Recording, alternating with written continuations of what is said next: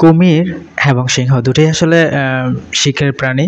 তো দেখেন একা পেয়ে একটা কুমিরকে কতগুলো সিংহ শিকার করতে যাচ্ছে।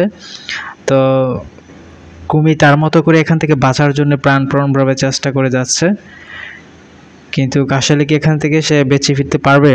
শেষ পর্যন্ত দেখা যাক আসলে কুমিরটা এখান থেকে বাঁচতে পারে কিনা। তো আসলে এখানে দেখতে দেখতে অনেকগুলো সিংহ জড়ো হয়ে গেছে। অনেকগুলো সিংহের ভিতর থেকে কুমিরটা দেখা যাক বেঁচে ফিরতে পারে কিনা। সে তার মতো করে চেষ্টা করে যাচ্ছে। দেখেন সিংহগুলো তাকে কিভাবে বেড়ে ধরেছে। সো একটার পর একটা লেজে কামড়ে ধরছে, কুপোকাত করার চেষ্টা করছে। তো দেখা যাক এখান থেকে সে ফিরতে পারে কিনা। কুমিরটিকে কিন্তু অলরেডি কামড়ে ধরে ফেলেছে কতগুলো সিংহ। তো দেখা যাচ্ছে যে ইতিমধ্যে সে নিস্তেজ হয়ে গেছে। তো দেখতেই পাচ্ছেন অনেকগুলো সিংহ এখানে জড়ো হয়ে গেছে। আসলে কুমিরটি কি নিস্তেজ হয়ে গেছে নাকি আসলে বোঝা যাচ্ছে না। মনে হয় নিস্তেজ হয়ে গেছে। অনেকগুলো সিংহ এখানে আক্রমণ করেই ফেলেছে অলরেডি। তারপর দেখা যায় যে নিস্তেজ হয় নাই কুমিরটি।